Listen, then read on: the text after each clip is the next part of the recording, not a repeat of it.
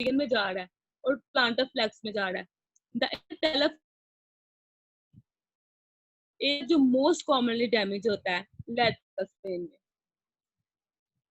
To the injury, the anterior talus ligament is the first or only ligament to be injured in the majority of the ankle sprain.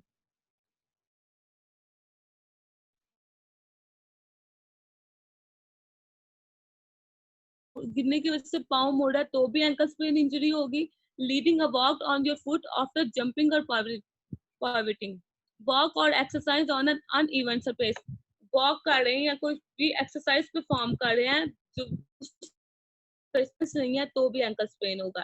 Another person landing on your foot during the sports activity, sports के दौरान भी jumping करेंगे या इस तरीके से कुछ करेंगे वो भी एंकल स्प्रेन होगा। सिम्टम्स क्या है इसके? Pain specially when on the affected foot, affected foot पे वेट बेयरिंग की सूरत में पेन होगी। Tenderness when you touch the ankle, tenderness feel होगी जब एंकल को टच करना। स्वेलिंग और ब्रशिंग, ब्रशिंग क्या है? स्किन पे एक वेसल्स, स्किन पे टाइनी वेसल्स प्रेजेंट होती हैं, अगर वेसल्स डैमेज हो जाएंगी पेन होगा। इंस्टेबिलिटी इन द एंकल और restricted range of motion.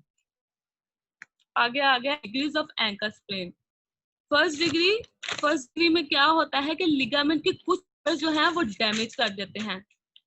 Involve the minimum swelling point, difficulty hopping, an athlete typically recovers in 2 to 20 days, 2 to 10 days. Ligament में कुछ damage, जैसे मैंने बताया कि लिगामेंट के कुछ फाइबर्स जो है वो डैमेज, कुछ फाइबर जो है वो डैमेज हो जाएंगे जिसकी वजह से इसको हम कह रहे हैं कि फर्स्ट डिग्री। इसमें क्या होगा? स्वेलिंग होगी, इतनी ज्यादा स्वेलिंग नहीं होगी और मोस्ट कॉमनली एथलीट जो है वो 2 to 10 डेज में रिकवर कर जाएगा। और सेकंड डिग्री में क्या होता है? लिगामेंट पार्शियली रप्चर होते हैं। Second specific to the ankle increase limb, athlete is able to heal, rise, hop or run. Typically recover time is 10 to 30 days.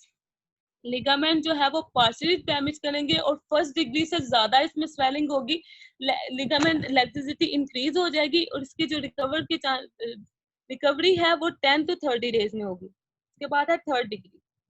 Third degree में लिगामेंट जो है स्वेलिंग होती है, लेटरल साइड पे हो injury, चाहे वो लेटरल एंकल इंजरी है चाहे वो मीडियल एंकल स्प्रेन है, दोनों साइड पे बहुत स्वेलिंग होगी और पेन होगी। रिकवरी, इसकी रिकवरी के chances 30 to 90 days. Achilles tendinitis, Achilles tendinitis अगर हम जो हम काफ मसल्स प्रेजेंट होते हैं जिसमें टेंडन होता है, वो टेंडन जाके अटैचमेंट देता है। अगर टेंडन डैमेज हो रहा है, अगर ये टेंडन डैमेज हो गया या रप्चर हो गया, रप्चर कब होगा? जब हम ओवर इसको स्ट्रेस देंगे या रनिंग कर रहे हैं, बहुत ज्यादा रनिंग कर रहे हैं, जंपिंग कर रहे हैं, जिसकी वजह से ये टेंडन जो है वो रप्चर हो जाता है, जिसे हम कह रहे हैं Achilles tendinitis. Achilles tendinitis most commonly occur in runner who have suddenly increased intensity or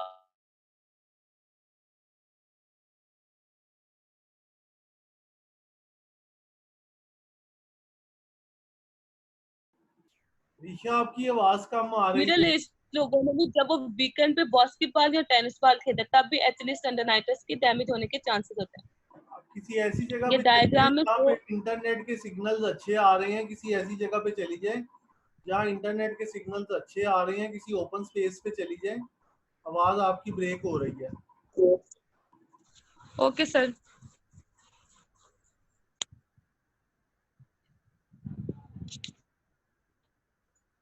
एक मिनट।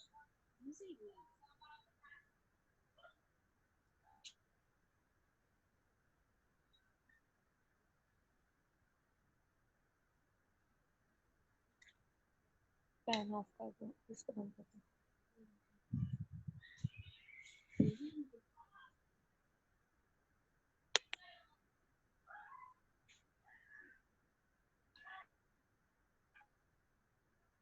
आ रही है?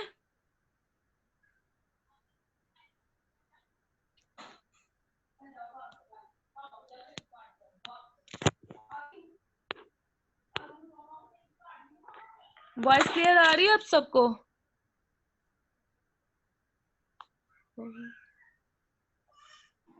हाँ क्लियर है, स्टार्ट कर दो आप। क्लियर है जी, आ रही है आवाज, ठीक है। स्टार्ट करें आप।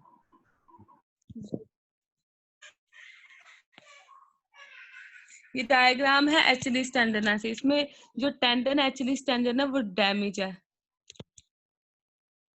इसके कॉजेस क्या है? Achilles tendon, Achilles tendinitis is caused by repetitive और intense pain in the Achilles tendon. Achilles tendon तब जो the structure of the Achilles tendon weak with the age, which can make it more susceptible to injury, partially in people who know.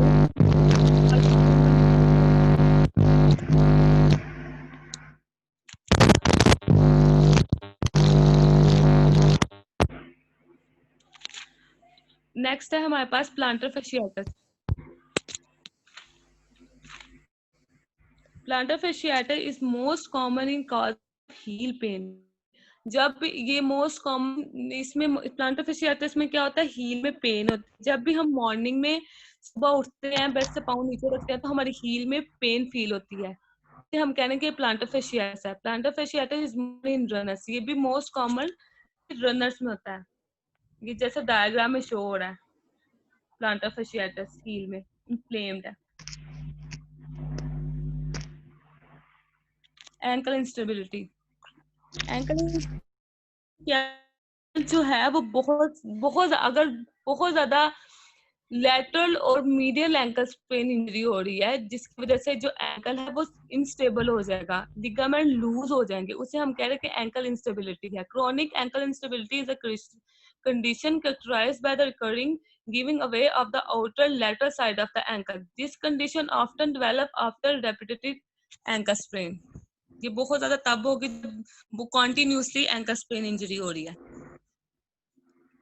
Stress fracture,